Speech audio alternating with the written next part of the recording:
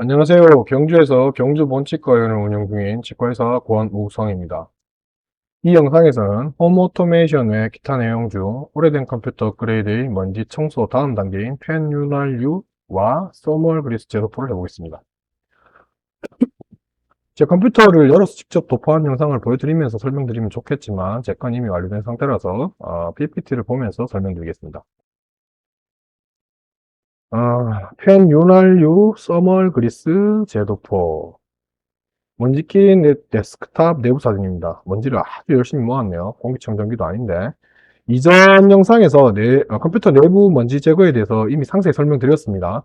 설명드린 대로 어, 내부 먼지부터 깨끗하게 제거하신 후에 펜 윤활유와 써멀 그리스 제도포를 해야 합니다. 컴퓨터에서 펜을 사용하는 이유는 반도체가 일정 온도 범위 내에서 동작하도록 하기 위해서입니다. 반도체 내의 전자소자의 경우에 전력 소비량이 늘수록 많은 열을 발산합니다. 내연기관 자동차도, 자동차 엔진도 자동차를 많이 탈수록 열을 많이 발산하는 것처럼 일종의 에너지 손실입니다. CPU 등 반도체 소자의 경우에 이제 일정 범위 이상이나 이하로 온도가 내려가거나 오르거나 하면 성능, 즉 연산 속도나 데이터 처리 속도 등이 급격하게 떨어집니다. 그리고 높은 열을 받은 상태에서 반도체를 계속 사용하면 반도체 자체를 서서히 손상시킵니다.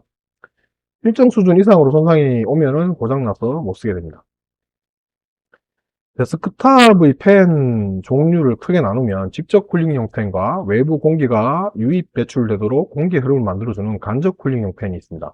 각각 보면 파워 서플라이 내부 쿨링 팬과 파워 서플라이 내부로 외부 공기를 유입하기 위한 팬, 그리고 그래픽카드 안에 있는 GPU 쿨링팬, 그리고 CPU 쿨링팬, 케이스 앞뒤 위아래 데스크탑 내부의 더운 공기를 외부로 방출하게끔 공기 흐름을 만들어주기 위한 팬 등 여러 개의 직관적 쿨링팬들이 달려 있습니다.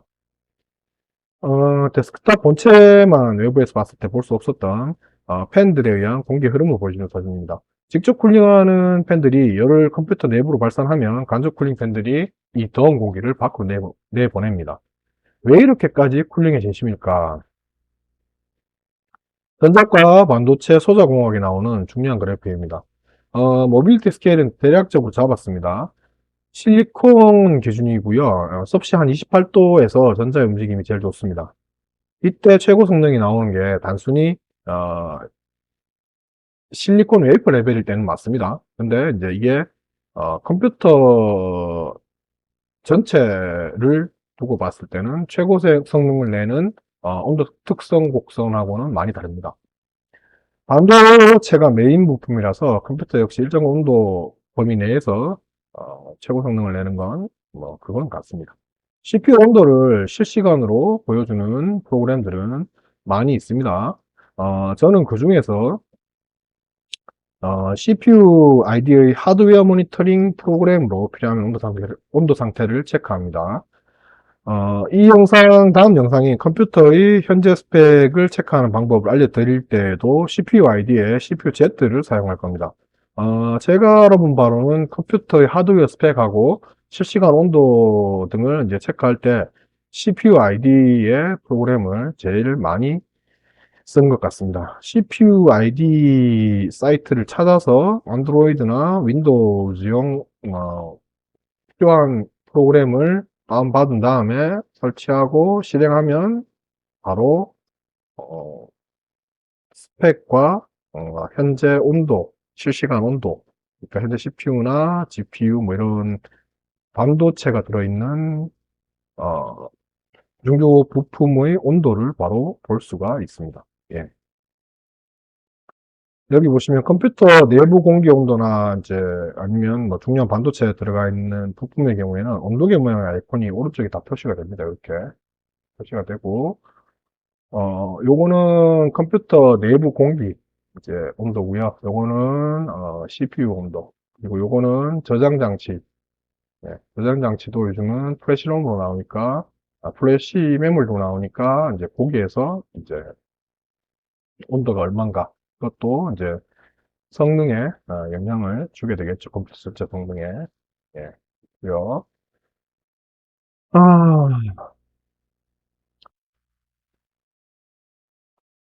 팬 윤활유 도포부터 보면 이건 파워 서플라이 내부의 팬입니다. 보통 축 부분을 스티커를 갈아주는데 떼어내면은 이런 모습입니다. 이 부분이 이제 스티커로 가려져 있다가 떼어내면 이런 모습이고, 어, 빨간색 동그란 마개를 빼면 내부가 보입니다. 예. 여기에 오일을 두세 방울 정도 뿌려주고 이제 마개를 막은 뒤에 떼어내었던 스티커나 전기 스테이프 등을 갖다 붙여주면 윤활유 도포는 끝입니다. 윤활제 종류에는 여러 가지가 있습니다. 오일도 있고 그리스도 있고 뭐 WD-40 등 뭘 쓰든 크게 상관은 없습니다. 오일도 뭐 식용유부터 자전거 체인 오일까지 뭘 쓰든 그게 상관은 없습니다. 중간 사진은 제가 썼던 자전거 체인 오일을 주사기에 넣어둔 모습입니다. 전 오일로 윤활을 했습니다. WD-40, WD-40은 예시로 보여드리는 거고요. 오른쪽 사진은 시중에서 판매하는 베어링 전용 오일입니다. 펜까지 모두 뜯어낸 모습입니다. 밑에 모터의 코일 4개 감겨 있는 모습이 보입니다. 이 코일에는 오일 뿌리지 마세요. 오일링 후에 이제 사용하다가 먼지가 달라붙으면 떡이 져요. 네, 다음에 청소하기 힘들고. 다음 사진들은 그리스를 쓴 예입니다.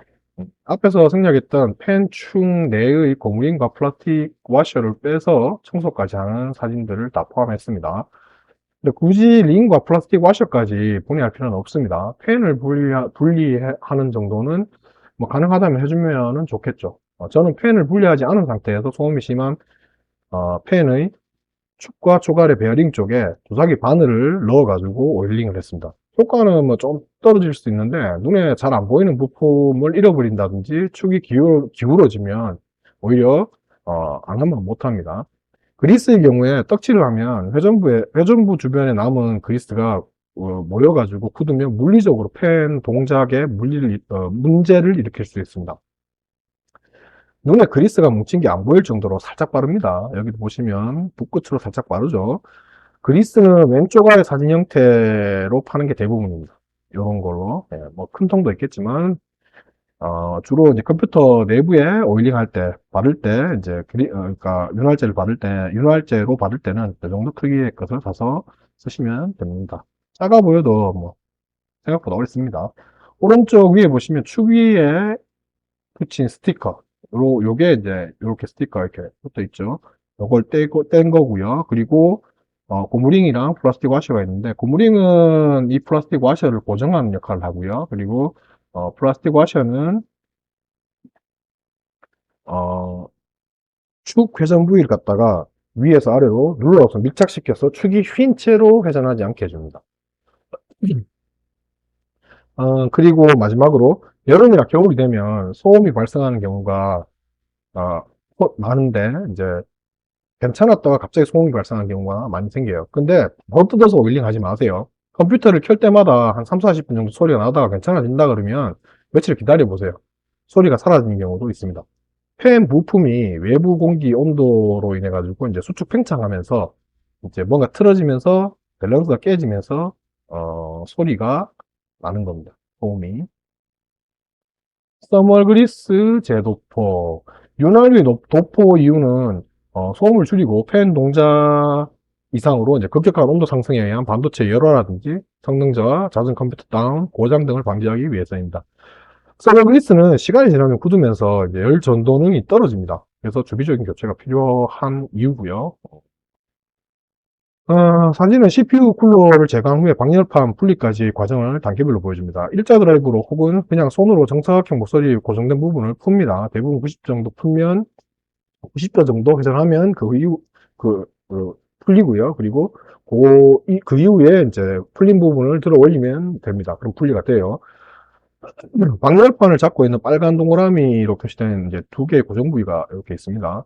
방열판까지 다 제거해서 깨끗하게 먼지 제거하고 이제 다시 이제 서머그리스를 도포하고 싶다 이러시는 분들은 요거까지 하시면 되겠습니다. 저는 방열판 분리 안 하고 청소한 다음에 서머그리스를 제거하고 재도포했습니다. 아, 오른쪽 위에 사진처럼 여기 보면 쿨링팬 제거 전에 반드시 보드하고 쿨링팬하고 연결되어 있는 전원 공급 연결선을 갖다 제거해야 됩니다. 제거한 후에 앞에서 보여드린 대로 어, 이제 분해를 해서 보면 떡진 서머 그리스가 보입니다. 일단 휴지로 깨끗하게 닦아내시고요. 잘 안 닦이는 부분은 알코올을 조금 적셔서 닦아내면 잘 닦입니다. 물은 웬만하면 쓰지 마세요. 알코올은 휘발성이 물보다 강해서 상온에서 잘 날아가지만 물의 경우에는 고여 있을 수가 있어요. 그럴 경우에는 이제 숏이 나면 고장이 날 수도 있습니다. 그리고 서머 그리스를 사진처럼 CPU 금속 캡 위에 도포한 후에 쿨러의 금속 패드가 바로 위에서 누르는 방향으로 쿨러를 다시 장착하면 끝입니다. 이때 일단 쿨러를 제자리에 살짝 맞춘 후에 들어 올려가지고 서머 그리스가 이제 옆으로 삐져나온 게 없는지 메탈캡 밖으로 나온 것이 없는지 확인하고 있으면 닦아내고 쿨러를 완전히 장착하면 됩니다. 좀 적은 면적의 도포가 돼도 상관은 없습니다. 서머 그리스 도포를 검색했을 때 쿨러 고정 부위를 푸는 순서나 서머 그리스를 도포하는 방법과 형태를 뭐 이래라 저래라 하는 자료들이 있다면 무시하세요. 쓸데없는 짓입니다. 그리고 쇼트 오픈 이게 뭔가 하시는 분들이 있을 것 같아서 간단히 알려드립니다. 사진상에 나오는 뭐 VT, IT 이런 거 신경 쓰지 마시고요. 쇼트 우리나라 말로 단락 그리고 이제 오픈 우리나라 말로 개방 이거는 쇼트는 스위치를 켠 상태, 오픈은 끈 상태입니다. 쇼트나 오픈이 되면 안 되는 회로에서 숏이나 오픈이 일어나면 회로 손상과 고장의 원인이 됩니다. 그래서 아까 말씀드린 대로 물은 웬만하면 쓰시지 말라는 거예요. 그리고 CPU의 크기 형태 등 궁금해 하시는 분들도 있고 어차피 오래된 거 뭐 개평을 한번 해볼까? 뚜껑 한번 따볼까 하고 생각하시는 분들이 있을 것 같아서 사진 보여드립니다. 사진에 나온 건 펜티엄 4 CPU 실제 사진이고요. 뭐, 한 3.5에서 4cm 정도 되는 정사각형이고, 그 다음에 상부에 메탈 캡이 있고, 하부에는, 여기 골드로 플레이팅 된 메탈 접촉 패드가 있습니다. 두께는 한 3, 4mm 되고요. 요즘 디캐핑을 많이 합니다. 디캐핑이 뭐냐, 그러면 뚜껑 딴다고 뚜따라고도 하는데, 어, 이제 메탈 캡을 제거하는 겁니다. 위에 있는 거를. 이거는 열을 더 잘 발산시키기 위해서 그렇게 하는 거예요. 반도체 공정이 스케일 다운 되면서 예전보다 집격도가 올라가서 속도도 빨라졌지만 단류도 그만큼 더 심해졌습니다. 90년대 말, 2000년대 초에 나온 AMD CPU 같은 경우에는 발열 문제가 심각해가지고 해결이 안 된 상태로 나왔기 때문에 메탈 캐핑 없이 판매가 됐고요. 그 위에 바로 서멀 그리스를 발라서 쿨러 장착했었습니다. 순간적으로 잘못하면 그냥 바로 CPU가 부서집니다. 요즘은 뭐 상상도 안 되는 일이 있지만 옛날에는 그랬어요. 그리고 CPU를 날려 먹을 각오가 아니면 하지 마세요. 그리고 CPU도 반도체 관련 영상 제작할 때 따로 잠시 설명드리겠습니다. 그리고 마지막으로 하나 당부드릴 게 이 영상을 보시는 분들 중에 여성분들 전자나 기계 제품을 조립 분해할 때 잘 안 되면 내가 힘이 약해서 그런가 하고 이제 힘으로 해결하려고 하시는 분들이 많은데 제품 만든 사람들이 바보가 아닙니다. 초등학교 저학년 정도의 힘만 있어도 충분히 분해 조립할 수 있도록 만듭니다. 뭔가 잘 안 되면 힘부터 쓰지 마시고 먼저 빼먹은 게 없는지 조립 분해 시 부품 고정 부위나 연결 부위 형태 혹은 조립 분해 순서 등을 갖다가 한 번 더 잘 확인해 보세요. 예. 이 영상은 여기까지고요. 다음 영상은 컴퓨터 프로그램으로 컴퓨터의 현재 스펙을 체크하는 방법을 알려드리겠습니다. 끝까지 시청해 주셔서 고맙습니다.